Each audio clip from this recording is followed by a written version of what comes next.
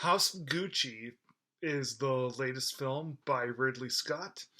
It stars Lady Gaga, Adam Driver, Al Pacino, Jeremy Irons, Jared Leto, and Salma Hayek. Now, yeah, Ridley Scott, one of the best directors ever. The film that he did before this, which was also a 2021 film, was The Last Duel. Didn't care for it. Wasn't a bad film, but yeah, it was it was a thumbs down for me. But it is better than House of Gucci. Now Ridley Scott is like almost all what he touches turns to gold.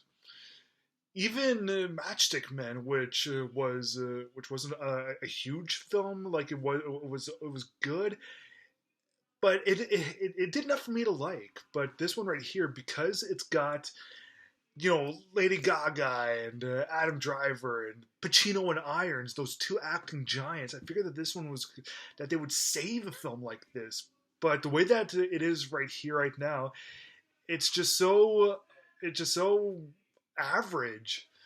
I mean, like Al Pacino and Jeremy Irons can be so charismatic. They're some of the best actors ever, and you plus you got Lady Gaga, who's natural. You got Adam Driver, who's probably my favorite newcomer kind of actor. Jared Leto, who did that. His most recent thing was Little Things before House of Gucci, and I didn't like the movie, but I liked Jared Leto's performance in it. He didn't have a whole lot to work with. Didn't really was very underwritten, but he was able to overcome all of that. This one right here, nah, not at all. So yeah, this one is about how the Gucci um, clothing franchise really came to be, and yep, Lady Gaga romances Maurizio Gucci, who's played by Adam Driver. Irons plays his father.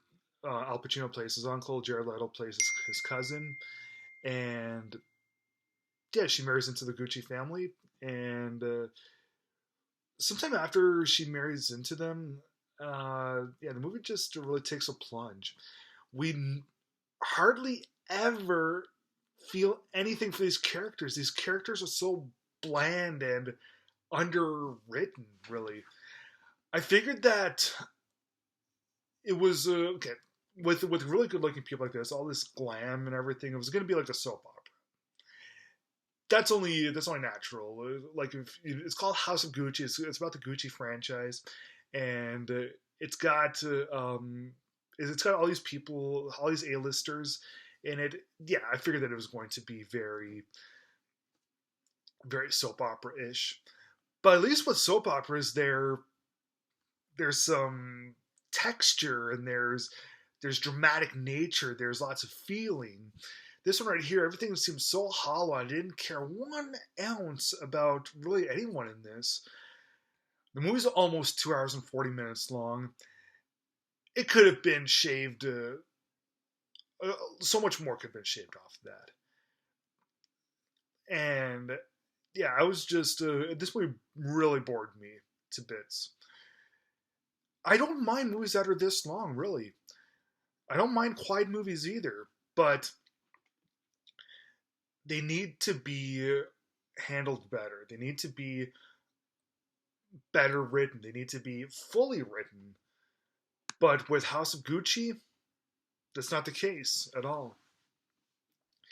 Yeah, this is gonna be a shorter review because there's really nothing more to say about it. You have all these A-listers that couldn't save a movie, but yeah, it's cool to see people like Pacino and Irons in the thing together. But yeah, this movie just didn't really do it for me at all. So yeah, I'm going to give House of Gucci 2 stars out of 4.